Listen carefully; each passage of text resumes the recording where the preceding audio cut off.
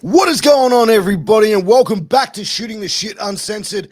I am your host, the dad bod god, the bald, the beard, and the fucking beautiful Piers Austin.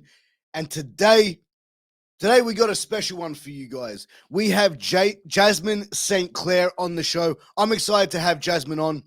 She's a pop culture icon.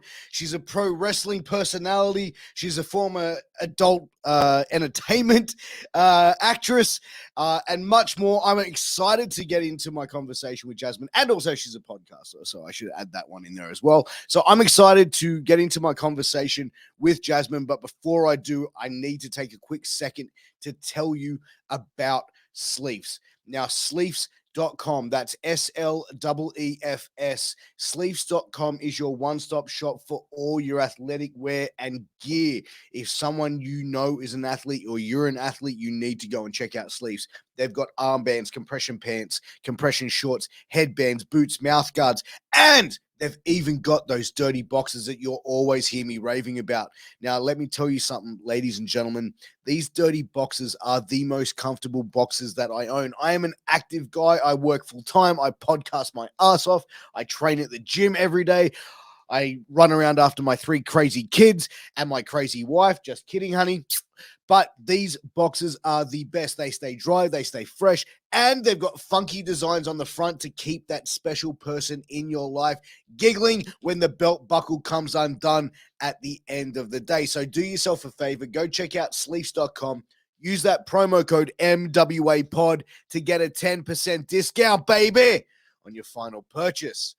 But wherever you're finding us, I appreciate you for tuning in. If tuning in on a YouTube, and I'm all over the shop this morning. I'm sorry. It's been an early one for me. But if you're tuning in on YouTube, please make sure you like, share, comment, subscribe, all that good shit. If you're tuning in on a podcast platform, please give us a 5-star review. I appreciate it. It helps us bring more amazing conversations to more amazing people like yourselves.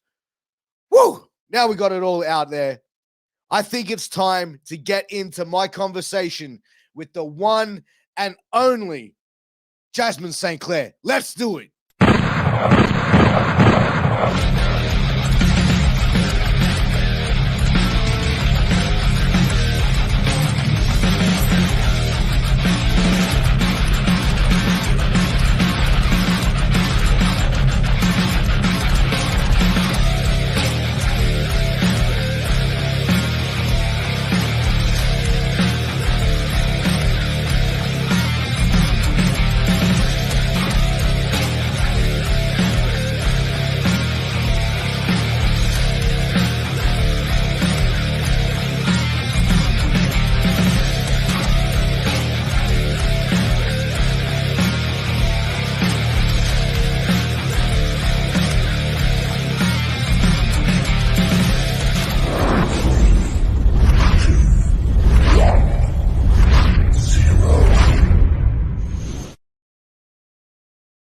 Jasmine, welcome to the show. So happy to have you joining me. Thank you for inviting me. I'm glad we finally made this happen. Yes. I know. It seems like we were sort of like all over the shop the last couple of days, but I'm glad we're able to get it done. Thank you. No, all good. But Jasmine, so we were talking earlier, and you were actually heading off to a political rally.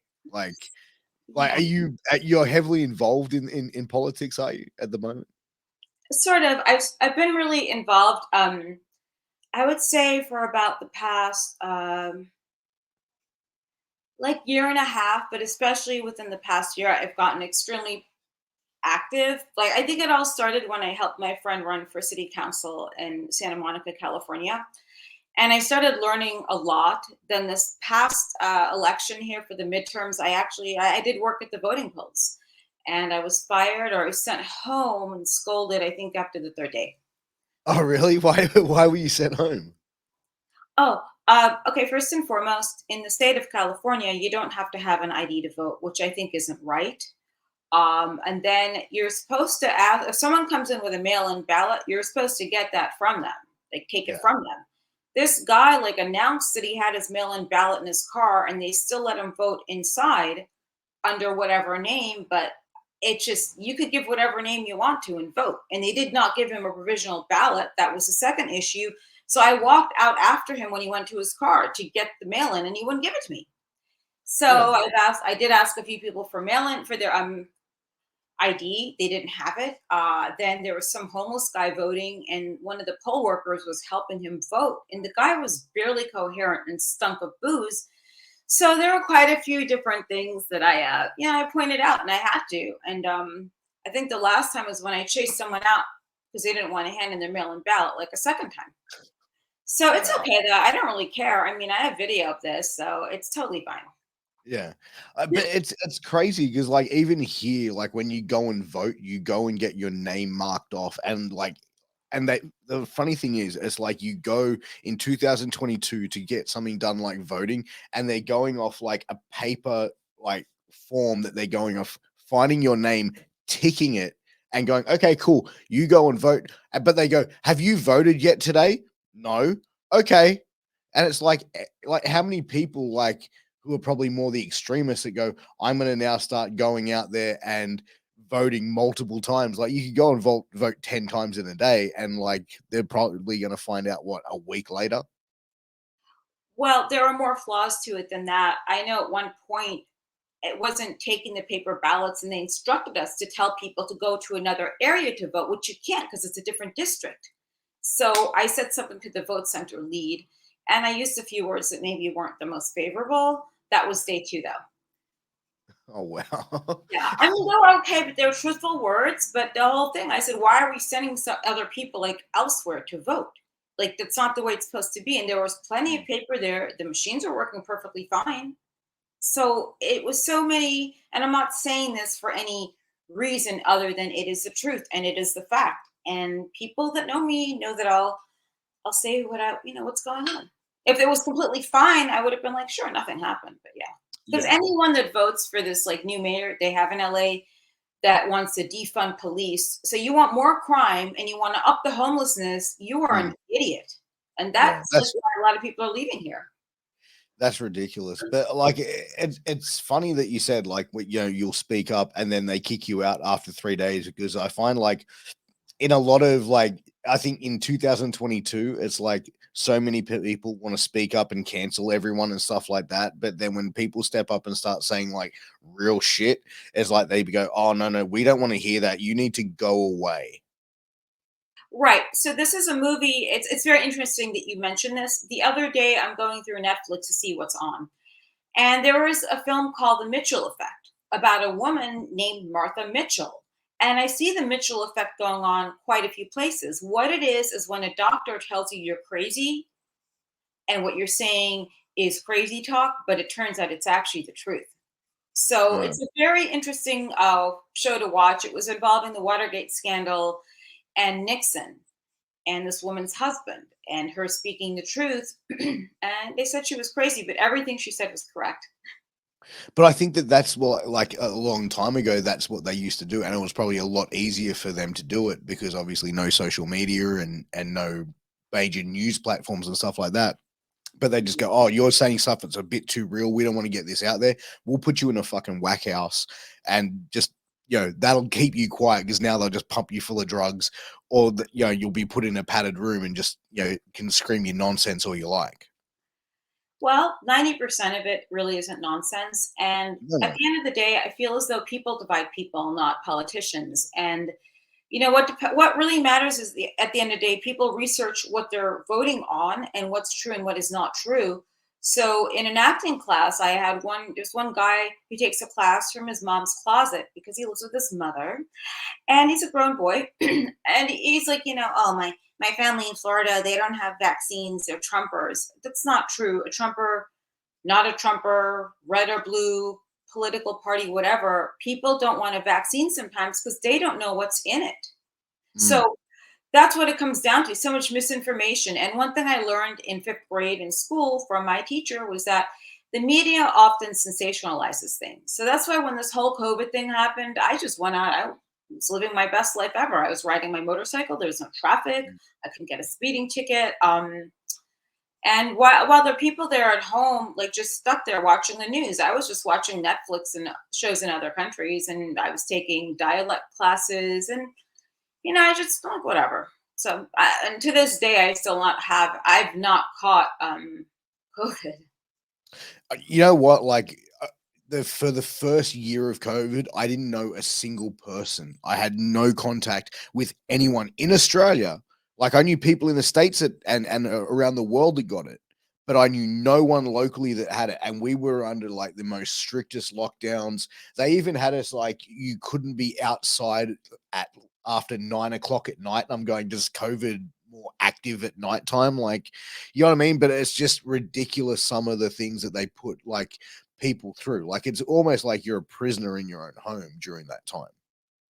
Sort of. And then you have these whiny little bitches. I'm not allowed to say that word anyway. You can Yeah, put you can. You can say whatever you want. They This is have their uncensored. bitch buns and their bitch bags, and you can't tell a guy from a girl these days because these girls here demasculinize the boys. So they're like, oh, it's like being in jail. No, asshole, it's not. You don't know what that's like, and Mm. this is you getting hysterical. There's this movie that James Wood was in years ago, an amazing movie, well done, called Hysteria. It was about the Martin preschool scandal. Have you seen it? Yeah, I've seen it. I saw it a couple of years ago. Yeah. Yeah, and all I saw were pockets being lined monetary wise from this whole pandemic. And the real pandemic that we were facing was fear porn. You had the H1N1 virus and things weren't locked down. There were way more deaths. Mm. Now, my friend is a hospital worker who was fired and just sued the hospital and recently won a successful lawsuit because she did not want to write down COVID being the reason of death on someone. It was something else, other complications, but they did have COVID, the cold on top of that, but that's not why they died. And once you lower your immune system, that will once you get worried, that lowers your immune system and you get stressed, and hence you're going to catch something. So, it is what it is. Let people believe what they want to. But when you start dragging in people's political beliefs into things that you really don't know much about, Mm. then it becomes a different situation. And it's just so retarded. Am I allowed to say that? Yeah, it's retarded. Yeah, you can say whatever you want to hear. We're completely uncensored. But I But felt like, bad for Australians. I really did. no, but like, the thing is as well, like I said originally, like with COVID and we saw people like passing away from complications with COVID. I said COVID is like AIDS. I was like, no one dies from AIDS. They die from complications from AIDS. You get the cold if you have AIDS, and that's how people die because the immune system is so low. That's exactly the same thing with COVID. You have this thing called COVID, but then if you have like a chest infection that's bad or etc., that is going to worsen it for you. Right. But you're also making more money as a hospital. This is why my friend was specifically fired. You'd make more money in the hospital bed nightly if you say it's from the current pandemic that person died, as opposed to, let's say, heart failure Yeah. or liver disease. And it brought out a lot of things in people. And then blaming the president. It's obviously like people don't like people who are regular people running, for bigger positions to run the country here. And I've never seen people hate a president so much prior to him being elected. And he was elected because he focused on the actual issues. Women have rights here, okay? And, it's just leave it alone and read everything properly. It's determined by each state who determines an abortion. I know you shouldn't kill some kid when it's like you're 3 months pregnant. Okay, make up your fucking mind, keep your goddamn legs closed, or better yet, you're so about equal this, equal that. So go put the kid up for adoption to an older couple who probably can't have kids. And there are a lot of people, but I say after 3.5 months, some states want this at the 9th month. And what this comes back to is today in the society, we're dealing with a lot of very lazy younger generation who don't want to do a lot of work but get paid and feel they're valued. No, you have to earn that. And they don't put any work into themselves. Here in the States, you have young kids going out with sweats on and pajamas and just really frumpy. So you're not putting work into yourself. So why are you going to put work into kids or having a kid even, Yeah. Find I the mean, or rip it out of someone's uterus, I That's mean, how. I found it crazy that like over like in America, the whole abortion thing was being put in where it's like it's out banning abortion and stuff like that. Whereas to me, it's like, okay, say for example, there is a 15-year-old girl who one day she's like at a party, someone drops a Mickey in a drink, and she gets raped by a group of guys, and she ends up getting pregnant. She's now has to bear this responsibility of being a mother at 15 and taking care of this child and putting her whole life basically down the toilet now because she has to be a mother at 15 years of old age because she was a victim of something horrific. Like, it's ridiculous. Yeah, but see, that's the thing where people have the misconception. Mm, The conservatives want the abortions for things like that. That's yeah, fine. But after that third or fourth month, it's a no-no, which is fine because that it's not banning. That's the whole thing. People think it's banning it completely. It's not banning it completely because if someone gets raped and so forth, and this is, I lived in a very Christian country for many years when I lived in Norway, yeah, and they did allow it there, but not after 3 months. It's the same thing here. But in sure. states like California, they want to allow it up to the seventh or eighth month. That's fine. I don't think that's fine, and I get my body, my choice, but it never should have been up for anything. They just wanted to not allow it up until a certain point where you could just break the neck, Mm. And, and that's and I think that that's where the media like yes. transcends it from an international point and makes it completely different, saying all abortion is bad. So yeah, I'm not a big news person. I try and avoid like the media as much as I can because I just find like there's so much depressing shit going on in the world. Like, I don't need to know about it. I've got my own fucking problems. I don't need to know all the other shit that's gonna fucking bring me down and depress. You know what I mean? Like, I'm good with that. You know what I mean? Like, as long as I know my family, my wife, my kids are all safe and healthy, I'm good with anything else. Current events, like I find out my own ways, but news and shit I stay away from. See, exactly. And this is why, like, people, younger kids that are in a lot of my classes, they start saying things and they sound so fucking stupid. It's like, no, that's not what it is. Have you actually read everything? And that should be a prerequisite to going up to a voting poll to vote in anything is a quiz. So you know what you're doing because whatever you do or whatever you vote for affects all of us, unfortunately. And Yeah. I wish my biggest problem was having a jumping wallaby in my backyard, like hopping on my porch or having horses or camels come onto my front yard. My friend has donkeys going onto his front yard up in Malibu.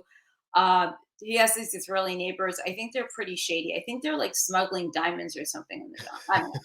I just have this whole vision of it. But you know what? Like, yeah, you talk about like this generation of, like of young people, and I feel like because of the pandemic, what we've seen, like, and we talked about this earlier of like the whole OnlyFans craze, which I really feel like the pandemic really boosted that. And I always like joke with friends and say, like, what is imagine what like this generation as grandparents are going to be like when grandkids are going, so, hey, granddad, how did you meet grandma? Well, I saw her doing a twerking video on Twitter. I messaged her and she said, hey, I don't reply on here. You got to subscribe to my OnlyFans. So I subscribed there. I started sending her money every month, and then we started talking. Then I started becoming like a sugar daddy, and eventually, well, here we are. Like, Yeah, a lot of people met people during the pandemic. I know someone who did, and he has 3 kids with this woman. He met her, like, I think she was a hooker. His friend met that hooker. Then the hooker always wanted to have kids with a Caucasian guy, and she did. So they're 3 kids deep, and that's 18 years, onto someone's wallet. So people made a lot of decisions during the pandemic. I saw people get into relationships living together that should never have ever been together in the first place because they're so toxic. And you see that going on. You see a lot of it going on. And, then you regret it. I mean, I dated during the pandemic. Tinder was lighting up. I know a friend of mine told me, but I went on a couple dates during the pandemic. And when real life got back, I'm like, oh, fuck no, hell no. Then you realize, okay, wait, this is like really cute, but no, not anymore. yeah, but you get, I think, like as well, like if you were single and you're in a lockdown, you can't leave your house. It's like, fuck, you're lonely. And I think as well, your tolerance to accept other people's bullshit is probably a lot higher because it's like, oh well, fuck, all right, well, I might as well hang out with this person. Yeah, kind of. But then you're stuck there watching TV. Like I get sick of people real fast. Like I have to Yeah. say, the second someone starts using really bad grammar with me and they will not correct it, let's say 3, 4 months down the line, I just say to myself, what the fuck are you doing? And it's one of my pet peeves with people like that. If I date someone, I don't like people that are boring. I don't like people that want to just stay in the same area. And that's when this whole thing shut down. Mm. I was seeing someone and he didn't want to leave the area that we lived in to do other things. Like, well, dude, this is boring as hell. I'm not the type of person, I don't stay home all the time. I just don't do that. It's just not me. Yeah. So, How you learn a lot about people. And the OnlyFans, I mean, I think every average person did that. And so many girls did that to make money, but then so many of them were tourists just passing by, which kind of dented it for girls that were veterans in that business. Yeah. I don't have an OnlyFans. I have their domain reserved, but I just don't have that type of patience. Yeah, no, 100%. But you mentioned dating during the pandemic and dating like in general. Like does Jasmine St Claire find it hard to find someone to date? Like do men who sort of like meet you straight away know about your like your history and stuff like that? Because I can imagine like a guy meeting you and knowing your history, that would be intimidating for like a regular guy off the street, wouldn't it? Right? Tell me about that. For sure, it is. So that's a really tough thing. Then if it's not them, it's like a family member or the family member's sister or some bullshit whose sausage fingers just happen to tap on the internet and do this Google thing. Okay, fine. How about how I treat you as a human being? That should really matter at the end of the day. And Mm. if someone has a problem, they can go fuck off. I don't give a shit. And you could date someone else in the same business, but then you have two chemically imbalanced people in a relationship. And how does that work? I've gone out with the most macho um, of people, from like hitmen to all kinds of gangsters. And yes, they are scared, but I still remain friendly with the more evil, with the more dangerous ones, for obvious reasons. But um, I just it is what it is, and I do not meet people online. That really does not work for me. Sure. And my canvas whatsoever, and I don't have the patience to like chat and click. No, I don't want to do that. Um, Usually, how I meet people is I'm introduced to someone, and I know you're only going to get 60 or 70% of what you want in the relationship, Mm. but my main thing is someone who doesn't have the ex drama, a bunch of young kids they're still raising. Then someone I like people who have a passport and who like to travel. And definitely someone who is down with everything I do. And if you're not, that's fine. If you snore, then I will stab you in your sleep if you don't know how to turn over. Yeah, exactly. So, I mean, it's one of those things. Like, I feel like, I've been married almost 8 years, been with my wife going on 10 years, and Good. like, I find like relationships that I've had previously, I was at the point before I met my wife. I was like, there's no such thing as being in love and falling in love. It's just like you meet someone you can tolerate more than someone else, anyone else, and you are with that person. And then it's like I met my wife, and it's like, oh shit, like life is just easy with you. Like there's no drama. Like not everything has to be an argument where like past relationships you'd look at and go, fuck, every small little thing is a headache, or it's just like, what the fuck? Whereas, like, when you meet the right person, those moments are few and far between, I believe. It's sweet, and then like one thing I don't like, and this isn't an insecurity thing or anything Mm. like that before anyone jumps on that shit. It's like when you have your ex texting, like if you're dating me, why the fuck are you engaging with your ex? If you don't have kids together, why is she reaching out to you, texting you? That's someone who played with your cock at one point. So that is not Yeah. someone you were just friends with. I still speak to a couple of exes from high school, you know, and one of them does my tattoos. We're good friends. The other one I Mm. had a restraining order against. He was Oh, really shit. well, no. How would he restrain? Oh yeah, we met like in college or when I was in college. Yeah. Then I broke his heart. Then I reached out to him years later. Then he was waving a handgun. It's no big deal. He threatened to blow my head off. Big deal, whatever. He's not going to do that. Yeah. Not a Then he big deal. followed me at this handgun. It's like so stupid. But then I didn't call the police for him. The neighbors did, and then they went ahead. They wanted to get a restraining order. I'm like, okay. But then I contacted him after I had the restraining order to talk to him to see if he's okay. Then we're hanging out again. Like, we're good friends still to this day. But there's no restraining order. Like, things get Yeah. complicated at that point. He was just a good guy that did bad things, and he has his own tattoo business, which is great. Like, I'll speak to them, but someone that's a recent ex, I'm not going to engage with you, because it's, even if we ended on good terms, there's no need to send me a happy birthday or Merry Christmas. I just don't understand that train of thought. So fast forward, it's this guy with his ex texting him, and like his ex like fucked around on him twice or whatever. It's like, why would you want to instill positive vibrations to someone like that who fucked around on you twice, and then they take the shit out on you? Let's say if you're out late one night, and you text, you're out with your friends, and everyone knows, like, when I go out with my friends, I'll go and I'll stay out as long as I want because Mm. of my friends. And that's just the way I am. Like, I kind of do things that I want to. And if I take someone serious enough, then maybe I'll change a little. I do tweak the behavior, but I'm not irresponsible by any means. Yeah. That makes But sense. I agree with you, like keeping in contact with your ex. Like once you break up with someone, I don't have any contact with any ex-girlfriend, because to me, it's like, once you're an ex, you're in my past, you're done, you're dusted. There's a reason why that you're an ex, either like you've done me dirty, or like we've had a bad split. I don't want to be around you.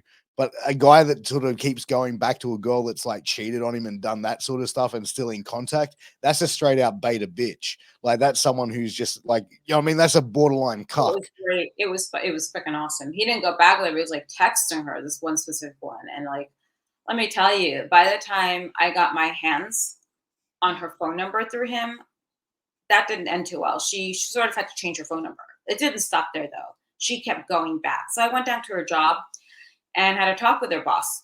I said, I don't know if she's still on drugs or what, but she said her ex-boyfriend from another relationship tried to kill her the other day. So I just want to let you know at your hair salon. So yeah, if someone tells you show some fucking respect, don't test me, then that's what they mean. But I guess like her dad was some big pitcher player for the Dodgers, and she wasn't even like hot, dude. I was like, what the fuck? So yeah. Jesus, man. Yeah, Yeah. I don't like weak-minded people. I like people to think for themselves, that are hard workers, people that have a long-term goal. That's like the biggest turnoff, is when you date someone and they don't have long-term anything going on. You have to like, and those are the kinds of guys. Those are the types of guys that don't really understand the whole Jasmine effect, and Mm. they don't get the whole thing. Like, when a fan buys something from you, it's not because they're looking to get laid from you. When they buy you a drink or dinner and want to sit with you and talk, it's not because they're trying to fuck you. It's because they might be fascinated by some aspect of your life, and they want to ask you a bunch of questions. And that's really all it is. So the average guy doesn't get the whole concept, truthfully, if that Yeah. makes any sense. 100%, because I think as well, like the celebrity status as well, like take away the adult entertainment aspect of it, is like that could be intimidating as well for a lot of guys, like guys that aren't used to a lot of people coming up and around them, and like going up to their girl going, hey, let me buy you a drink, let me, you know what I mean? Like, that would be like, what the fuck? Like, for some guys that are insecure, they'll be like, holy shit. Well, yeah, I mean, the last time when I was in Australia, I was at Dragon Con, and then I was wrestling. We had a wrestling show. It was really a lot of fun, and I had Yeah. a great time. Was it in New Zealand or Australia? I forgot. Where was it? Which It was in promotion was it from? Australia. It was in Melbourne. Yeah. Okay, cool. People are really lovely there, and I had a great time. Like, RVD was there, Sabu, and it was just a lovely time. And then I was with my ex then, who I was married to for less than a year. What a fucking douchebag shit fuck. Holy crap. So then all of a sudden, there's like some fire alarm going off in the hotel, like one of those drills they had. I'm Yeah, like, whatever. I'm like, whatever. It's not a big deal. I didn't see smoke. I didn't smell anything. This yeah. little bitch, she's like getting issued. I'm leaving. I go down. I'm afraid. I'm like, go, just go be scared. By the time this idiot walked down like maybe 2, 3 flights, the whole alarm stopped, the whole fire test. Yeah, it was Oh my. funny though. It was funny seeing a grown man do that, if that's what you want to call him. Yeah, yeah, yeah, fair enough. So you were married for less than a year. Yeah. Wait. Like, Yeah. so how long was the relationship in total? Like, like pre-marriage? Like a year. No, no, no. Actually, it was like we got married a year and a month after meeting. Okay, so that's like a fair amount of time there. So, It's an like, LA what, like, marriage. huh? It's an LA marriage. That's what I call it. Yeah. Like, were you like, did you know going into it? Did you feel 100% committed? Like, yeah, I'm getting married. This is like gonna be it for the rest of my life, or was it Who like, did you have knows? some sort of thought? It just seemed like an awesome idea at the time. It was great. It was cool. Maybe this will work. Maybe it won't. But hey, you just do it. And then I did. I took that chance, and then that didn't work out. So then, yes, then you just move on. So, getting into the adult like industry, Yes. like what was the thing about it for you getting into it? Like, were you always like an exhibitionist No. growing up, and this was like something for you to sort of like expand on that? Oh no, God, no, no. I just needed a stage that was big enough for my rebellion, and that was what it was at the time. It presented itself. There's one thing you'll learn about me is I'm very I'm very like by the moment and in the moment in a way. Yeah. Does it make me a sociopath? Kind of to a degree, but I don't do things to hurt other people. Um, so I like adventures. I like doing things. I've been traveling a lot since I was a child. And at the time, it seemed like a great idea. I don't let it interfere with my responsibilities in life, that I have or Mm, obligations to things or sure. people. Um, and I just, I was at a strip club in New York at that time, and they had feature dancers, and Mm. it seemed really seductive. I wasn't in that business for very long because you look around you and it's you go to AVNs, it's like seeing a fucking trailer park dressing up for some party, and that's not me. Yeah. Um, I I have some friends still in that business that I'm still friendly with. I don't really speak to too many girls then because I don't really have much in common with them. Yeah. But I have a few friends that are currently in that business. One of them is a stroke survivor. Oh Um, wow. she's very special. Yeah, so I mean, as much as I may beat the shit out of her at an XPW show, we're actually good friends outside of there. Do you find like the porn industry, like when you were involved in it, like you said you kept a bit of distance from other people in there, like were you looking at it solely as like, okay, this is a business, this is for something for me to come in and make money in and to get out? Like, did you have like a short term goal of just doing having a quick career in it, or were you like, okay, this is just I'll have fun, and as soon as it stops being fun, I'm out? I think it was a combination of both. And then, in a way, Rob Black is responsible for me in many ways. Like, I'm grateful for him because he got me into ECW wrestling first. Mm, And then I was back. I was in XPW. Then I went back. Then I went back to ECW. Now I'm back in XPW. Um, and I was just done. It's like there's nothing here really for me, and I have nothing. It's just like there's more to it. And I was getting a lot of mainstream things that I was doing as well. And I left. I left. I parted with him on super bad terms. Then we, rejoined each other about a year and a half ago. Um, I always thought he was bigger and better than the adult business, to be frank with you. And I mm. think we were so young at that time in our heads. And I just, I wasn't going to be a porn star for the rest of my life. I was there for what, 2 years, 2.5 years. And Mm. um, yeah, Do you find like, you mentioned Rob Black and, Extreme Associates, I've never seen any of the Extreme Associates movies, but like I've heard like the details, like they're pretty gnarly as far as like a level of extreme type of like movies that they make. Like, was that the sort of stuff that you were making with Rob? Like some of the like simulated rape scenes and like, I think like close to being like snuff films from what I've heard. let me think. I think we had more fun with like I was there for the inception of that whole thing of Yeah. XPW. We did the pornographer, which is great. Acid sex, which was highly controversial because it has Tom Byron dressed as a priest, and Lizzie Borden. What was she dressed as? As a nun, and they were, he was fucking me with a cross. I was fucking myself with a cross, and that I mean that's fine. It's just a movie, right? It's not Yeah. sacrilegious. Mm. Um, and yeah, I am a Catholic, but I'm not crazy. But I'm a Catholic. I pray. Yeah. I do light white candles, and I do wear crosses all the time. Um, that wasn't like, it's not, when you're talking about this, you're not talking about like the worst thing ever. I wasn't there towards that era of it, but I Yeah. honestly feel as though um no one, like, once you're over the age of 18, no one is really forcing you into anything unless they have a gun to your head or 100%. you have a machete to your fucking head. You know what you've signed up for, and everyone knew his brand then. So I don't feel that he was really offending um John Ashcroft. I know what you're talking about, the whole court Mm. case. But Yeah. I feel as though there was more to it because we were loud. We were super loud, and we still are, but he was a very loud person.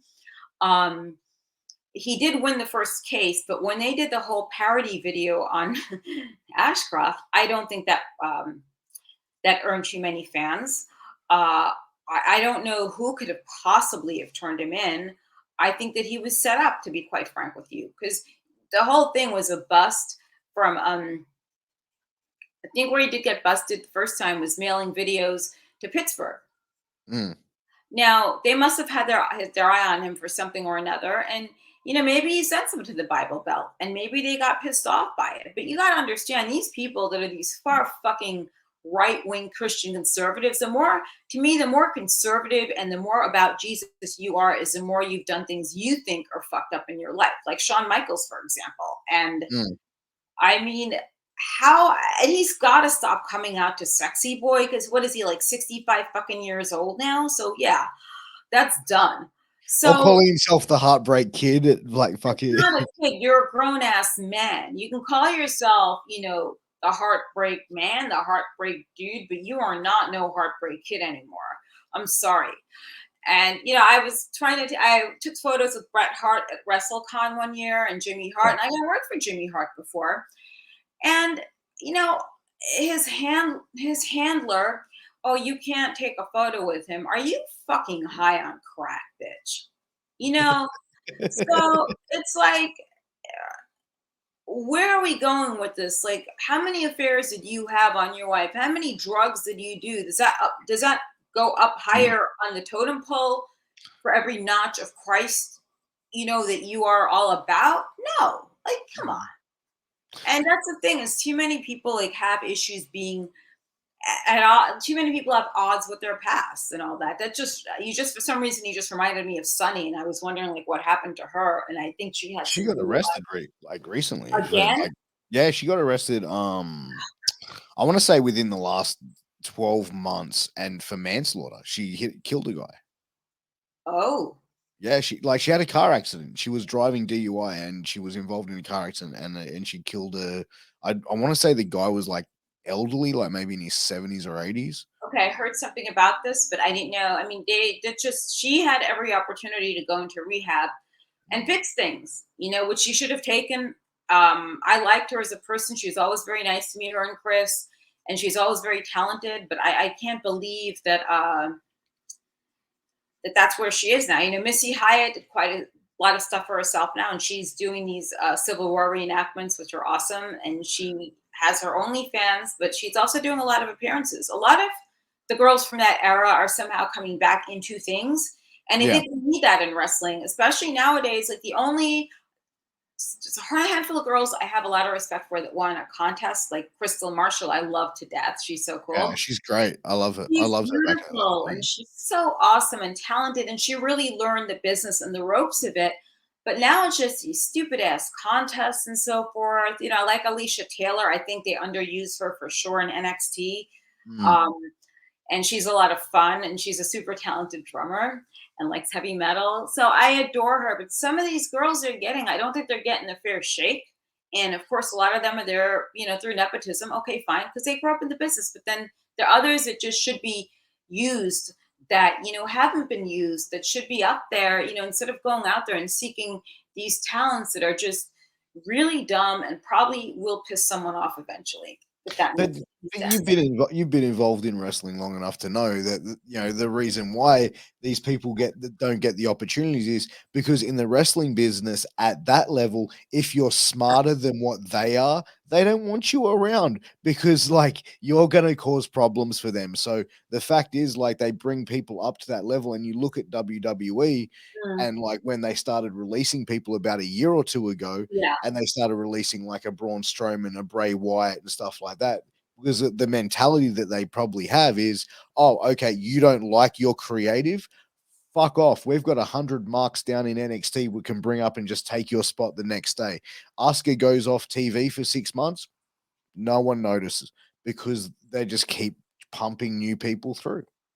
And it's too many at one point, I feel. And I think that there's so many heavy politics involved over there, on the male side of things. China, I think, was one of the biggest inspirations in that business for a lot of girls who've come up Mm. in that. And I do not feel as though she got the fair shake of things. Business is business, and you're selling dolls, you're selling pay-per-views because of your name. You shouldn't be just 86th on that. I met her when she was with Triple H, and I met her after that. And they seem like a wonderful couple. That didn't work out, whatever. But I felt as though it's a shame. She just should have been kept there somehow. You know what? I found it interesting that like they said the reason why they were never going to induct her into the Hall of Fame is because of her past once she left WWE and got into adult movies and stuff like that. But then they inducted her part of the DX faction, but they've had X-Pac around for years, and wasn't he also in a couple of these movies with her? So, like, you're worried about young kids Googling her name, like young girls. What about young boys going, who's X-Pac? And going Googling him. What do you think the first thing's going to come up? One Night in China. What about all those Playboy issues we've had with all the girls, which I think was great? China is still the best-selling one, from what I understand. But if we really like rewind this a little bit, this conversation on Mm, what she did after she was fired, how do you think, like, what do you expect her to do when all she knew was that? yeah. And this is all she knew, and she needed to earn a living similar to that of what she was making at one point. So, hence, if you really want to go there, they should be somewhat responsible for the blood on their hands as well. Do you think she Yeah. just killed herself for no reason? People don't just up and off themselves for no reason whatsoever. There's always a reason or so that lead up to that. That's like two people that have this relationship where there's so much of this and that going on, but it's a party of two that Mm, co-contribute, that both contribute to that factor. And that mm, is what I believe happened to China. I saw her a couple of weeks at the supermarket before she passed away. She was like struggling to get her money in her bag. It was all this stuff, like so many yeah. different factors. And it was a really sad thing because she was always a pleasant girl. Now I feel as though there's just too many people being funneled in and out of there. And, regardless of politics and who's related to who, talent's talent. I mean, what are their true ratings? And during the pandemic, when I watched the one pay-per-view, it looked like I commend the guys for going out there and working and doing the best they could, because there was no adrenaline, there was no audience. And then you see what the product really is. It looked like a cartoon almost. Like their characters look like claymation cartoons. Yeah. And it's just, you see what it is without all the hoopla and all the adrenaline and the fans and the rush. And that's just really, it's sad that they had nothing really to interact with except each other at that point, and to make the best of it. And this is what I said, I just wonder, with the competition out there now, you have AEW, you have Total Nonstop Action, which I worked with before. What are the true ratings? Like, I'd be curious to see who's where with what right now. Do you have any idea? Do you really have any idea with that, or what do you think it is? I mean, I think that like the ratings and stuff like that, how do they actually truly capture the correct information? Because it's like anyone can turn around and go, "Hey, we had great ratings. We got a rating of 5.4." And it's like, okay, great. the average wrestling fan has no fucking idea what a 5.4 rating is. They have no idea how they're even captured. And to be honest, you see a lot of wrestling fans like now, and you see arguing over AEW and WWE, the ratings and stuff like that. They have no idea what the fuck the ratings mean or how they're calculated. And like, I think a lot of the times ratings are completely fabricated. I believe that to a degree, yes, 100%. I know they are with book reviews and placements in New York Times bestsellers. I know that 100%, and sometimes with Amazon as well. So yes, that if those could be fabricated, anything can.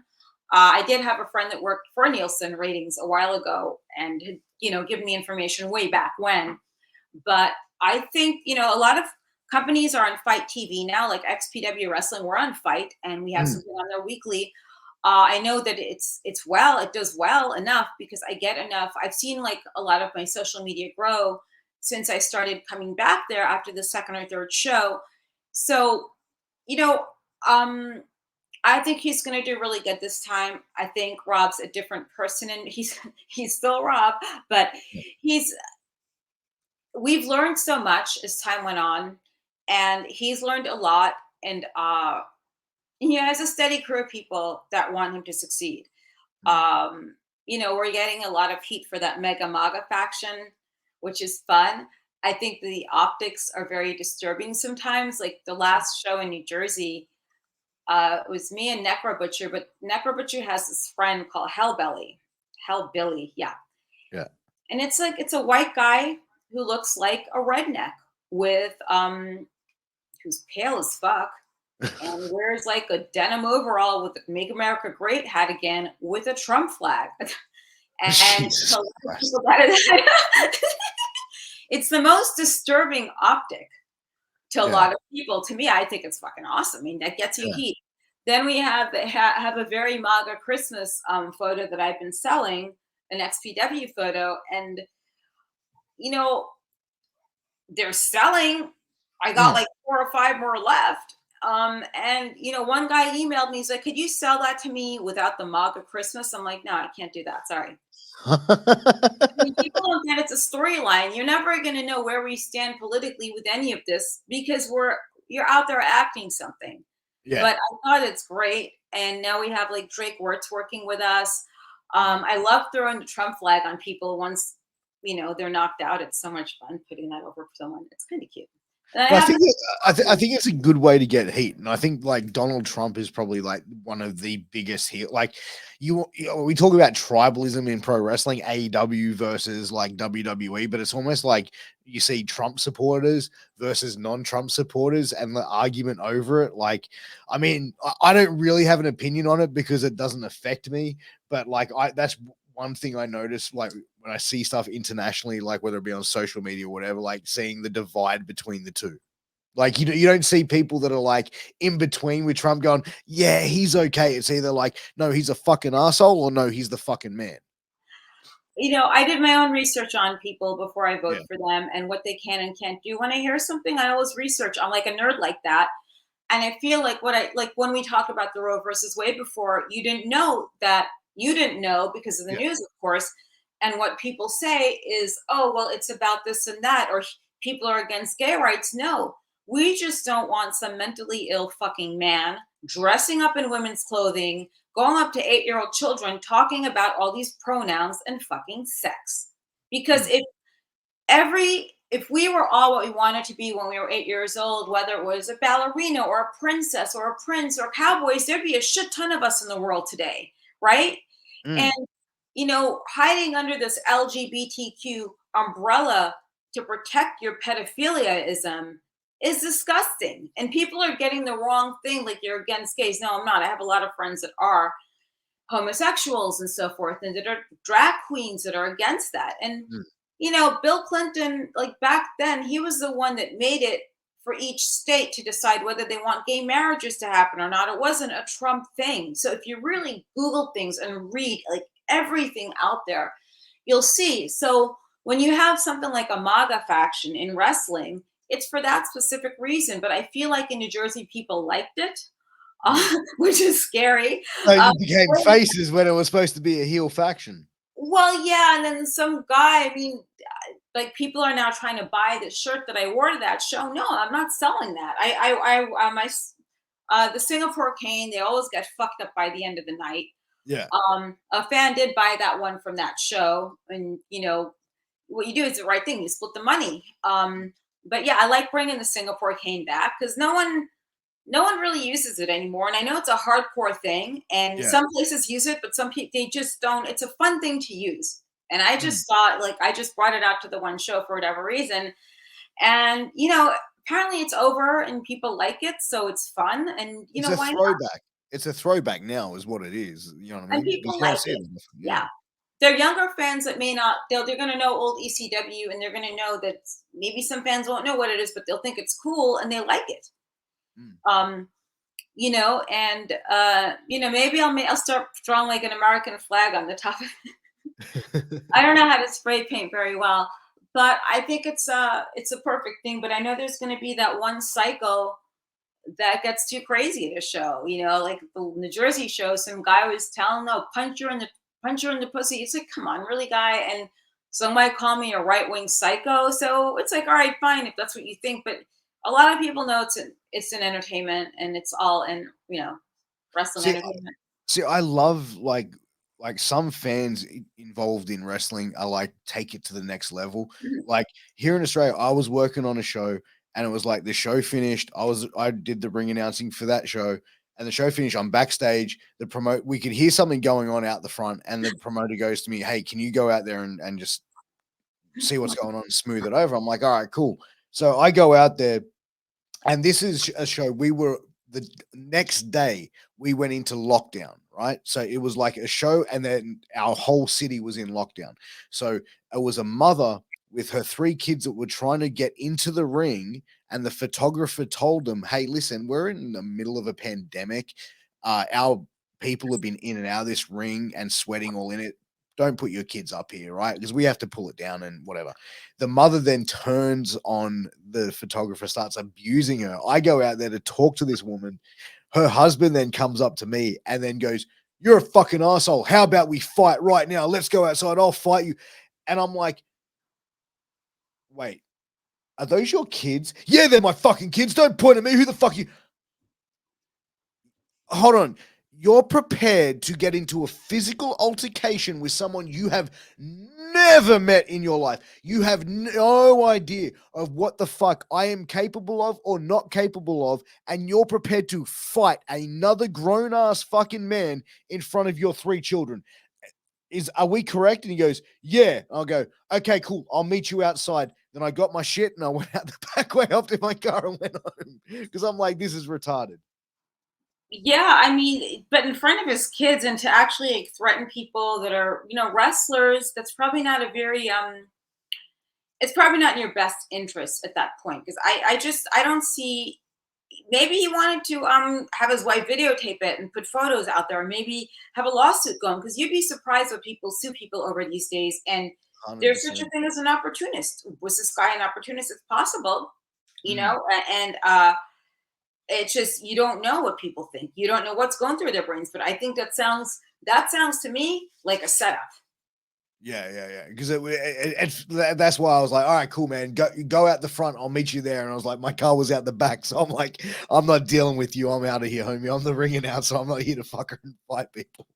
Yeah, it's really weird because with all this said, people are going on and on about COVID. I've been in rings with sweat and blood and all over the shit, and I was Mm. also helping the nurse in the back, like stitch people up a few times and just do things. I haven't had COVID yet. That's ridiculous. That's There's not insane. one fucking report of it from anyone. Some of us may have been sick after New Jersey because it was cold, and Yeah.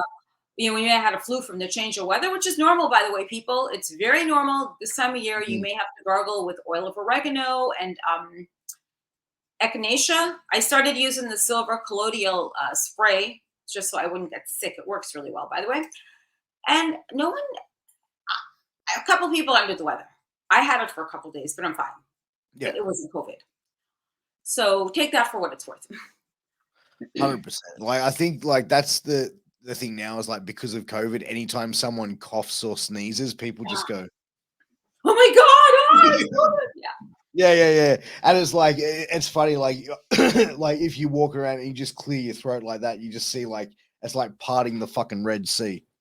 No, the best one is then you see people like walk by you putting their masks up over their faces. I just start laughing. I'm like, you are a fucking dumbass. Really? I love when I drive past people and I see people wearing a mask when they're driving and they're in the car by them fucking selves. I'm like, yeah, I love that. Oh my god, or Uber drivers like there, or anyone who's just in a car by themselves, or like if you're with a group of people, you see a group of people out and like one person has a mask, two people might have a mask on, no one else does, or you see people on a date. So yeah, one of you has a mask, and how does this work? You know, my yeah. hairdresser is autoimmune compromised, and she never wore a mask and doesn't have a vaccine, but she has not caught it.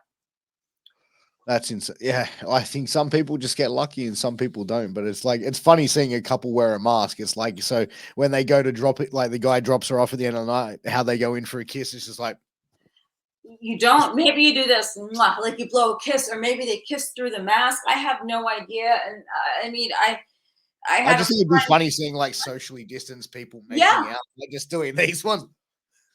a friend of mine was FaceTiming me during the beginning of the pandemic, and she had a mask on her face. I'm like, what are you doing? Like, what is this? It's not technology transmissible. I just, you got to really understand like the origins of seeing people like get that scared, Mm. and it goes to wrestling shows. At the first show we had, there were some people wearing masks in the audience, but after that it just started dying down. Imagine like a masked wrestler like with a mask.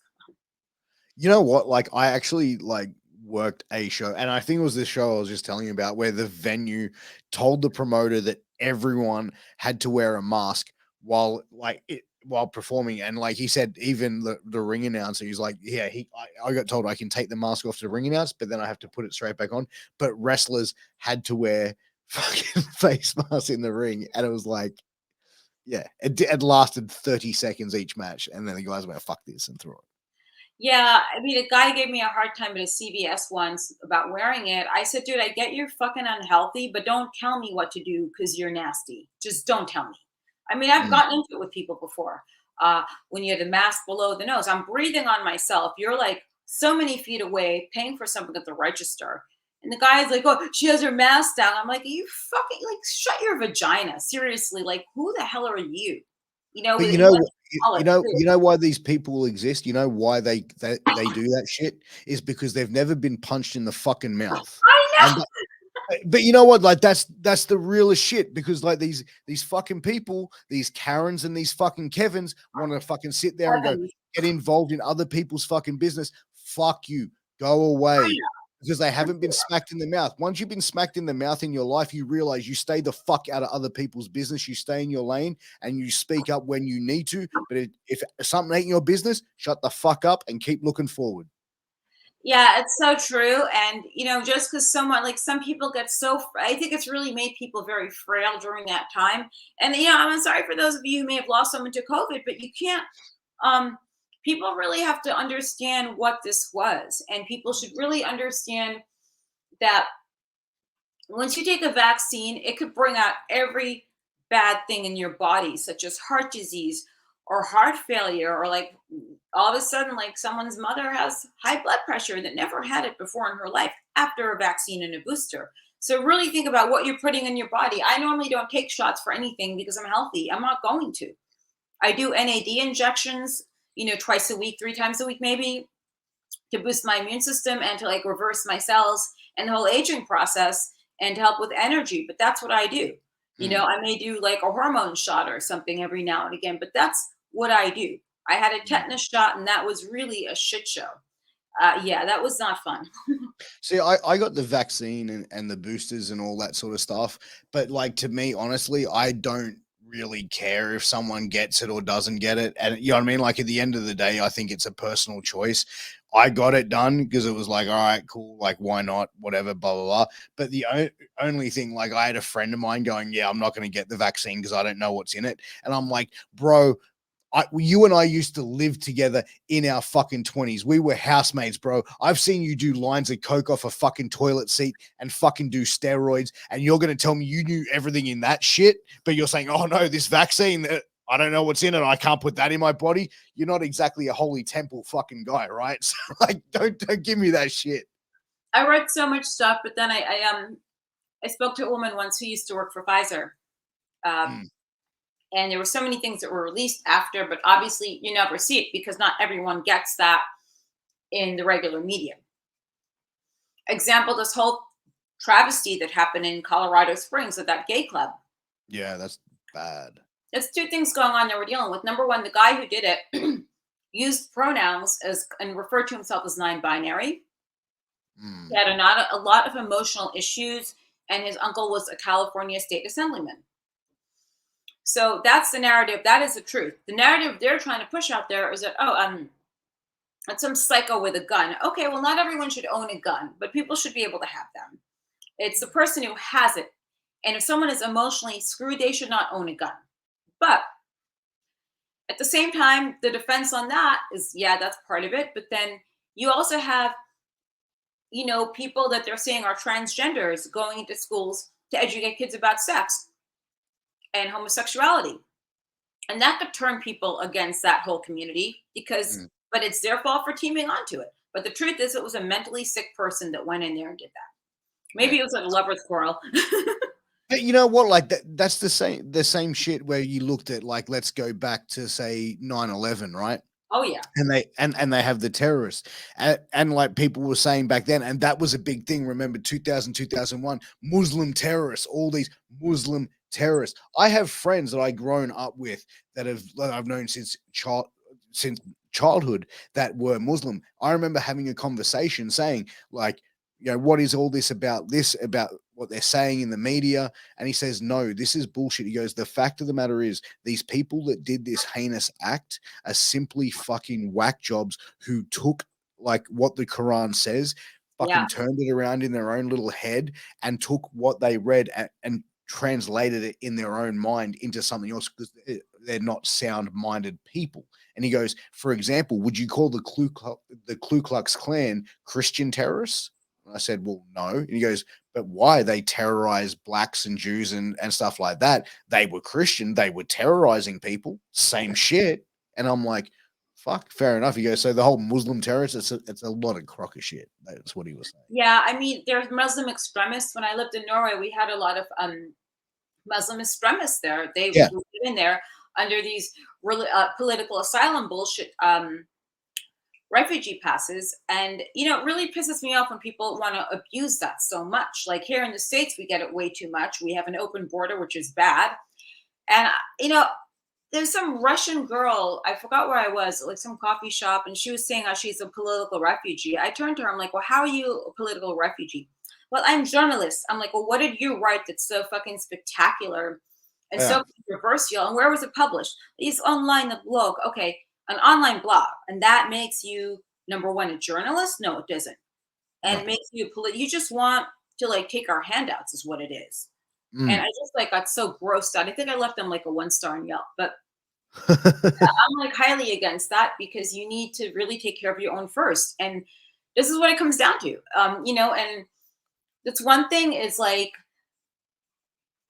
like, I still have a lot of same friends I did prior to the pandemic. A few I've dropped off because they're just so scared still. And, then I have people that think I'm crazy for, like, wrestling and everything and doing all that. But,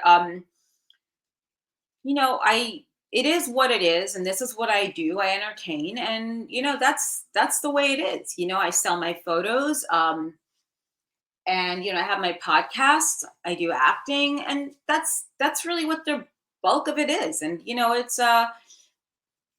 just keep going with the journey. And that's how you got to see life. People take it too seriously, I feel. And when you take it too seriously, you age really bad. And on top of that, you're not going to have a good life. Yeah, 100%. Like, I think if you can take things with a grain of salt, and I think the best advice I was given is worry over the things that you have control over and don't worry about things that you have zero control over, because, like, there's nothing you can do to change that shit. No, there's and I think Yeah, like that's the best the best advice I've been given. And like sometimes I have to remind myself, like I'll start stressing about other shit that is just way out of my control, and it starts building up. And I'm like, wait, there's nothing I can do here to fucking change this. Fuck it. Don't worry about it.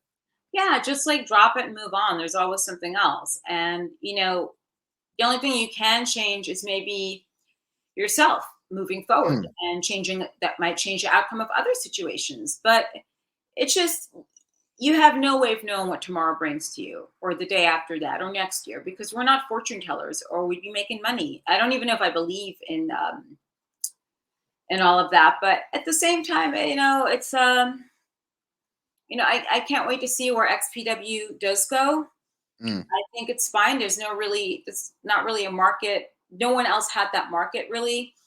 I have seen AEW a few times, in NWA. So it's so much commercial stuff out there, and it's nice to Yeah. see people with opportunities on Fight. I watched Well, some CPW. well, Fight TV gives a lot of independent wrestling companies another way to reach a much more broader audience as well. Yes, 100%. And they're gonna like certain things over others. Some people might like CZW over XPW. Some people might like XPW over CZW, or both. Mm. But however, it gives people a chance. And I thought it was super selfish when you have something like the WWE buying out all the competition. Competition is healthy. Mm. That's how brands are built. That's how companies are built. And that's how people succeed in life. So it Yeah, was just shitty. I agree, but I feel like from the WWE standpoint, they don't look at it as competition. It's like we will dominate the fucking market, and that's Yeah. the way that we want it. You know what I mean? Like they're like the Coca-Cola. You know what I mean? Like it's you think pro wrestling, you say pro wrestling to people, and non-wrestling fans straight away go WWE. They don't think Yeah. AEW, Impact, or anything else. And everyone should have that boost. Like I personally like cherry Pepsi better cherry Coke, but I like Coke Zero over Yeah. Pepsi Zero. I don't really know what the difference is in the taste. I have yet to do that. I should try to take a taste test one day, like have the both of them there, and just like blindfold myself, switch it around, and just see what the difference really is. You know what? Like I used to say I could never tell the difference between Pepsi and Coke, and I don't know whether it's because like my palate has changed since I got older, but Yeah, now I can definitely tell the difference between a Coke and a Pepsi. I don't know what the difference is. I got to figure that out one day so I could actually speak up about this, because it's just this thing, and sometimes one is like 10 cents cheaper than the other. So, okay, Mm. good. So one's cheaper. So I go for the quality of things sometimes. Oh, 100%. So one thing I want to ask you, how did you and Blue Meanie hook up? How did that Oh, partnership okay. come So I was hosting the Metal Fest, the New Jersey Metal Fest in Asbury Park, right before I started at ECW Wrestling. Then I met him at another at the Milwaukee Metal Fest, or no, I met him at the New Jersey Metal Fest the year after, and at Milwaukee. And then we were talking then, and that's how like that happened. And then I was training with Jerry Lawler down Mhm. at Memphis Championship Wrestling, and then I was working a program with him, and then we were in ECW, and then yeah. Yeah, right. How was it training with Jerry Lawler? I just worked there. I was training actually with a Glow Girl in California first. Then I Okay. was training with Mondo Guerrero because he trained all of them. Mm. But working those shows was great. I worked with a lot of really cool people. And I had a fun time working in Tennessee and just getting the Tennessee culture down. I worked with Ron Killings down there before he was up at WWE. I worked with Steve Regal. Um, Bullpen, guys like that. So it was fun. It was very different. The fan base was super different. I worked at some casinos as well, doing wrestling shows. So I really worked a lot of places most people wouldn't expect to see me, but it was fun. Was there like a lot of similarities between like the adult industry and the pro wrestling industry that you find? Not really. I mean, you're just traveling. I mean, it's a different business, really. Mm. Um, and I think people in wrestling have way more of a concept of reality, so to speak. Really? Yeah. Yeah, I think so. Like, and for the most part, I mean, you're out there putting your body on the line. You're also doing all these promos. It's way more involved. Mm. And yeah, And like, yeah, as far as being involved in pro wrestling, like, were you always a fan of the business growing up? Like, was that something like you always wanted to get involved in some capacity? Yeah, like I used to watch wrestling with my grandmother, and Mhm. I always wanted. I thought it was great. Like she'd yell at the TV show all the time when wrestling came on, and she'd get into it. Then my first pay per view was The Ultimate Warrior versus Hulk Hogan in Toronto. WrestleMania 4, was it? Yeah, Yeah, 4? former like Yeah. yeah. I mean, I still have the jacket and the T-shirt and the stuffed toy. And I liked it. I didn't know I'd get into it. I just because Mm. you don't know, it just like it found me in a way. You Yeah. know, I thought it was cool. I remember like having the opportunity to do ECW, and I watched it before, and I met the Dudleys through Rob, and then that's how that whole thing got facilitated. And you and Meanie started 3PW just That after was me that ECW. started it. So uh, due to a lot of people's misconceptions, that was he may have came up with the name, Mhm. but it wasn't him running that. And I dare him to say that it was him and to prove that. Yeah. And you could Yeah, ask right. anyone that worked for me that was neutral, and even people behind the scenes who really ran it and whose company was it. And they will tell you it is the same person. It's me. It's not anyone with blue hair. So you were running like that company from the day to day, like were you doing the booking? Like how like were Yeah. you doing everything for Everything, everything. The travel. Todd was helping with the bookings, Todd Gordon. Mhm. Um, you know, you have to explain to me how someone with blue hair that wasn't very articulate, let alone you know, not business minded, could run a company. Mm. So everything that happened, all the TV deals, those are facilitated by me. Same thing with the DVD deals that we had, Sky TV in England. I'd run the day-to-day bookings with a day-to-day operations, with reaching out to people with Todd. I'd have Todd do most of it though, Mm. and come up with the booking ideas with him and Meanie. But it was like that was three ways, but it was a lot of Todd and myself. And then the hotels and the flights, like that was me, and I had someone help me with it. Yeah, and that was it. He was very good at making flyers, though. Yeah. It sounds like there's like still some bad blood between you and Meanie there. Like, Well, when someone's beating you, and I'm not the type of person to go announcing that type of thing publicly because mm, other someone else's career is on the line. sure.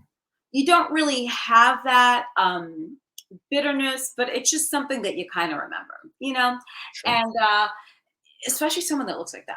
So, but yeah, no, he wasn't doing anything really with the company, but just bouncing around and, gaining weight. Yeah. So like you said he was beating you. So like you Yeah. went through a lot of domestic violence in that relationship? Yeah. Yeah, wow. I'd never heard that prior. Like that's No, well, I'm no so one, glad you because I told me. didn't say anything prior. Um, People knew afterwards. I think Francine knew because when I showed up at the Allentown Record Convention, I had like 18 stitches in my head. Fuck. So, this is a problem with that type of a business. Like, if you have one person doing better than the other and the other has a lot of insecurity issues, that's how these things result. Mm, And if I was the one that attacked him first or did something, I would be the first person to say, yeah, I fucking pulled a knife on him. That didn't happen. I was just printing out a ticket to go on the airlines to go somewhere to work. And he was getting bitchy about how I couldn't help. I said, how could I help you? They didn't want to book you. So mm, what am I supposed to do? It yeah. was for an indie show. Yeah. Yeah, jeez. And like what was he getting insecure about? Was it like the part Well, like your past or the fact that you were getting more everything, attention? Like, everything. You just put it into a nutshell. Yeah, everything. Especially like she's doing better than I am now. And I told Todd at some point, Todd Gordon, what was going on. I told a lot of my friends after the fact. And you don't bring that type of drama into the ring. You do not bring that drama to a place where both of you are working because that mm, affects things. It affects everyone somehow or another. And I didn't think it was necessary. mm. I'm so sorry you went through that. That's Oh, terrible. it's okay. I mean, I Yeah. was like, people didn't know, they didn't know, but I mean, they know now. And if he has anything to say against that, Mm. let him say it, because there's proof. And the doctor that stitched me up really well happened to be a wrestling fan. Like, have you had any communication like with him since the like you guys split? Like, as there you run into each other at conventions or anything like that, or you just Oh try yeah, and I stay just don't say anything. I just keep walking, and his girlfriend's there. His girlfriend came over to one of the tables I was signing at, and the guy that brought me in, went over to where they are, and he's like, "Look, she works for me. I bring her into signings, and if you're gonna come over, you don't stop at that table. Mm. Case closed. Don't make any eye contact, or I'm gonna let the promoter know and have your asses kicked out." Yeah. Well, it's good that there's people there to sort of step in and keep that shit sort of like. Well, I ran into them at Slayer and King Diamond, but I was with friends and I knew the whole crew that worked for them. So they knew, and they just kind of kept in their little corner. And that's the best. But I mean, I have no problem being professional with people. Whatever goes on, sorry, No, yeah. outside of the ring is there. It's not here. And you keep that there, and whatever's here is here, Mm. If there are problems outside, you take that outside, but you don't put it into a ring where you're supposed to be entertaining people. That's what I feel is the biggest problem with a lot of couples that do date in that business, And Mm. I just think it's got to be like an even divide somehow, Like Jazz, I think she dates someone. She's married to someone that run a wrestling school, Rodney Mack or something. Yeah, Yeah, yeah, yeah, yeah. and they're great. They are awesome together. They're a great couple, and you know, that's different. Those are Mm. adults. I want to think I'm an adult. I may do some very childish things sometimes, but for the most part, um, we do, I do adult things. I live Mm. life like an adult, sort of, you know? Yeah, I mean, like, well, you carry yourself a certain way, and I think like when you can do that and you can be like in an adult relationship, but like I feel like working with your partner or like being in the same business with your partner, like the professional wrestling business, there's a saying like you don't shit where you eat, and yeah, I mean, I've always had that mentality. Like places I've worked, like yeah, there might have been like some flirt or some banter with a coworker, but it's always like yeah, I'm not going to cross that line because it's like I don't want to become uncomfortable at work if this shit goes south. Yeah, like I don't date people I work with. I make that like generally the rule of thumb. You're not supposed to, and it's just because it gets to be too much. So, there are a lot of people that are comics that date one another, and then they get the whole competition thing going on. And it just really makes for nothing but a whole big old bowl of toxicity. And, same with acting. You don't date another actor. And I tell people in improv classes, don't ever date someone in the improv community, like in an improv class, Mm. because you have to go through all these levels together and you're bound to see each other again. And it's just it's really bad. I've seen shows go awry, like a theatrical show go awry on opening night because two people are having a fight backstage that are dating outside of there. And I've Mhm. seen demi walls fall down and shit like that. So it's just it's okay to be friends in that business. It's okay if one person is involved maybe behind the scenes and one person is in front of the camera. But if it's two people that are involved in front of a camera, I can tell you right now, it never, ever, or seldom works. It probably the only industry that it probably would work in, as I could imagine, would be the adult film industry, like having a No, male no, and a no, female no, performing no, together because it's how they no. get that business. I can't. I know. No, I can tell you that right now. No. Because whatever happens off camera, people accuse. It's two emotionally unstable people in a relationship. Mm. You have egos, you have drama, you have gossip. There's usually drugs of some kind involved somewhere. So I'm telling you right now, it does not work. That Yeah. that I could honestly say, and I've seen these things go south real fast, really bad. And this is like that's another set of people that deal with you know uh domestic abuse of some type. And you hear a lot of it in that type of business. I don't know any couple that's been long standing in that type of business ever. And In wrestling, it's almost like look at Miss Elizabeth. Like she dated who is it? She dated a few of the different guys that she's working with, but it just you Lex know Luger, yeah. didn't work out very well. And those things, I don't really think that they always do. I know that Sable was dating Brock. Is she married to him? She Brock married Lesnar. Brock, yeah. That's different though, because she's not in the business. I think what is he doing UFC now? No, he's back in the WWE. Well, I wonder how that works. And she had the whole lawsuit against them years ago. I met her before. She's a very nice lady. She carries herself extremely well. She was with Mark Mero at one point, and I think whatever she has with this guy, it seems pretty normal now. Yeah, yeah. I definitely because like living out in the middle of the woods in Canada or some shit. Like, Yes, yes, yes. He's a bear. He's a blonde bear. So they're out there doing that, Grizzly Adams stuff, and I get that. That's fine. yeah, That's normal. 100%. Well, I think it comes to like a stage of life where it's like you've had enough of the bullshit and enough of like that like life that you just want to sort of take a step back and live a quiet, normal life as best you can, especially when you got kids and Yeah, when it's trying to teach them values instead of the kids growing up thinking, well, my dad's Brock fucking Lesnar, my mum's Sable, like life is just handed to me right now. I Whereas mean, like it's these kids Kardashian. have a chance to be like normalized. Yeah, like the Kardashians. I mean, my dad was Robert Kardashian. My mom's this. Okay, yeah. So That is some crazy shit. I can't like my wife watches that show and I literally walk into the room, see it, and I just go, nah, I just turn it off. I've told my wife, I go, you like I go, I lose respect for her when I know she's watching that shit. those are people who foster mediocrity and a lot of what's wrong with society today. Mm, And it brings out the worst in people.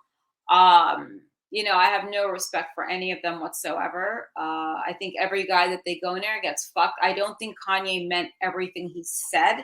I think he might have been saying all that so he doesn't have to give his money to Kim. Um, and that way, when he loses a million here, a few million there, he's worth less money. yeah, but what about Pete Davidson? Wasn't Pete Davidson like with one of the Kardashians for Was a while? he? Oh, that guy. He looks. I don't even keep up on that. It's like SNL sucks now. But yeah, I He think looks he's. like some sort of hipster junkie. I don't know. Yeah, that's what a lot of SNL. It's just like I liked it when it was good and they had really talented people on there, like real Second City alumni. And you had Wayne's World, you had Tina Fey and Amy Poehler. I mean, they were so much fun to watch. I love them. Mm. Will Ferrell. The '90s crew, Chris Kattan. Yes, yes, Yeah. everyone. And then now it's just like, it's like these little hipster kids they pull off from here and there. And I have friends that are super talented that graduated Second City with me. Like we went as far as the grad review. That's as high as you're ever going to get there in the Yeah. conservatory. And they'll never get that fair shake there, but they keep submitting stuff. I'm like, your stuff's too good. Just like be boring, be like blasé, and maybe you'll have your fair shake. Like Yeah, that's exactly. the worst you could do. It's sad. No, it definitely is. But it is that time of the show. It is time for Guess the Australian Slang. How this is going to work, I've got a slang word. I'm going to give slang words and put them in a sentence for Jasmine. She's going to tell me what they mean. If she gets one right, we give her a round of applause. Okay. And if it's wrong, we give her a buzz up. So we'll start it off. We'll start it off with this one's going to be. Let's start off with an easy one, right? So this one is buggered, and I'll put it in a sentence. Oh, I'm buggered. Tired? That's it. That is it. What's the word? Buggered. Oh, good. Okay. Buggered. Like, I'm completely buggered. Okay. So we'll go for another one. This one is called loose unit, and I'll put it in a sentence. Jasmine, I got to tell you, my mate Nick is a loose unit. He's not all there. Nah, kind of Loose like a cannon. loose unit. Okay, he's Like, unpredictable. yeah, like a loose cannon, someone Yeah, who's just that's like what I off meant. the Like walls. he's not. Yeah. All right. So we'll kind of give you a half one there. So, all right. Next is clucky. Clucky. Keep my wife away from that or she'll become very clucky.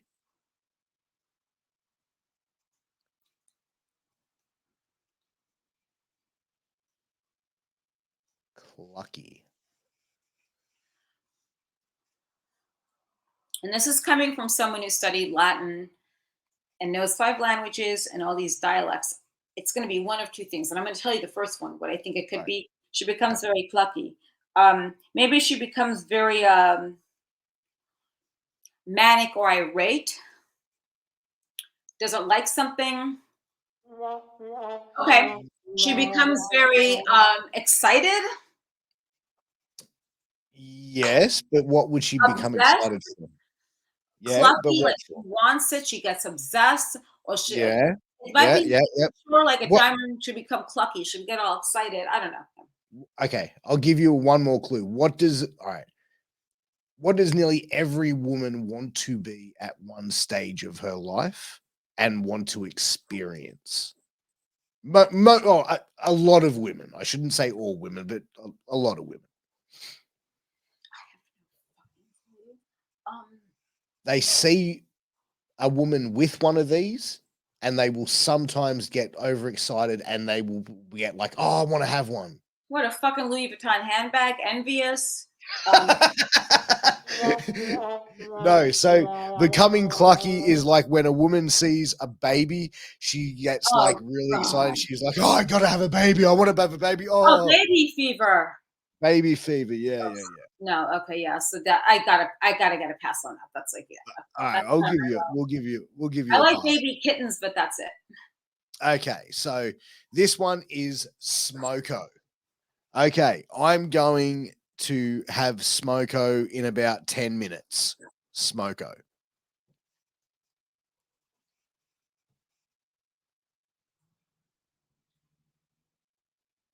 I'm gonna have smoke in 10 minutes. Um, Another one. Yeah. Okay. No, I'm not gonna get this. I'm going to say you're gonna have smoke. I'm gonna have smoke in 10 minutes. A breather. Yeah, a break. I'm going to take a break. I'm going to have a Smoko. Okay. All right, so This we'll is go fun. another. All right, so we'll go another one. This is up yourself. Mhm. This is up yourself. Okay. Wow, that person, they are really up themselves. Upgraded themselves, done better, improved, or outdone themselves. No, up themselves meaning like they're stuck up, they're snooty, they're snobby, Oh, they're really? pretentious. Yeah, you like I love like it. someone going, "All right, you're fucking up yourself, mate." I All love right. it. So, I love it. okay, so next one is yonks. I went to McDonald's the other night. I hadn't been there in yonks. And forever and ages. That's correct. Okay, now this next one is budgie smuggler. Okay, budgie smuggler. My dad just turned up at my house to go for a swim, and he's wearing his budgie smuggler. Maybe like tight underpants, like tidy whites or something, or boxer briefs. Um, Budgie smuggler. Budgie smuggler. You're on the right path. Mosquitoes. That's correct. Yeah, it's a speedo. So we call it a budgie. So a budgie here in Australia is like a little bird, like a Yeah. little budgie thing. So yeah, so we call it a budgie smugglers because when you're wearing a speedo and you get out of the water, it looks like you're smuggling it. Anyway, you know what I'm talking Yeah, about. that's right. It's got to be a speedo because that just sounds so wrong on so many. Yeah, yeah, exactly. So it's pretty bad. Okay, so this is a bit of a saying, and it is a few stubbies short of a six pack. Okay, So we'll say it like this. Geez, check out this guy. He's a few stubbies short of a six pack. he's not all there. He's like he has a few loose screws. Like it's like saying that American saying he's a few donuts short of a dozen. Yeah, that's correct. And we'll go one more last one. Okay. And this one's gonna be like a multiple choice one. Okay. So there's gonna be a few ones in here. All right. So we're gonna have servo, Okay. durries, bottle slab, and Maccas. So there's going to be five. And I'm going to put this in a sentence to you, and you have to just tell me what I've said to you. Okay. Hey, Jasmine, before you come to the party, can you swing past the servo, pick up a packet of durries, then swing past the bottle-o, grab a slab, and then maybe swing past Macca's for us before you head over to my joint? Can you do that? Okay. So Where have first, I could you please swing by the liquor store and grab a pack of beers for us, and then swing by what was bottle-o? the what? The bottle-o and pick up a slab. The bottle, maybe pick up a slab. Okay, and then to go. Okay, the last one is McDonald's, I think. Yeah, Macca's is McDonald's. Yeah. And then slab, maybe some meat or barbecue or So, snack. all right. So I'm kind of gonna like, you know what? I'm gonna give you both because like a bottle-o is like a liquor store. So I got that. Yeah, but no. See, a servo and Durries, you said was a liquor store and picking up some beers, right? Is Curry's a beer, like a beer No. brand? So a servo is like a gas station. Okay. Durries are cigarettes. Okay, and then go to the liquor store and pick up some. A slab, which is a case of beer. Okay. All right. So, but that has been Guess the Aussie Slang with Jasmine St Claire. And Yo, maybe I'll you've go done, the next time. yeah, I think you've done pretty well on this. And like, you know, we've gone for an hour and 30. I definitely Thank want to you. get you back on for a part 2 because I've had an amazing time talking to you I on this had one. fun more than you did, but let's revisit this maybe after the next XPW show, because that's up in 2 weeks, everyone. I don't know when this comes out, but XPW is coming back to the Derby Room in Pomona, California, December 10th. And make sure you check out my podcast, Crazy Train with Jasmine St Claire. It's crazy with a K. There you go. Make sure to check it out. And you know what? My last question that I have for you, Jasmine, and it's a question that I ask all of my guests. What is one question that you wish that I asked you on this podcast, and how would you have answered it?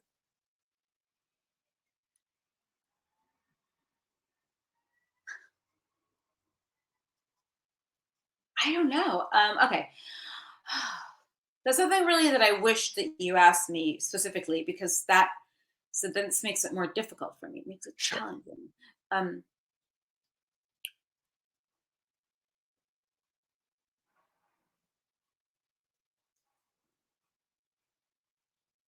Are there any regrets that you've had in life?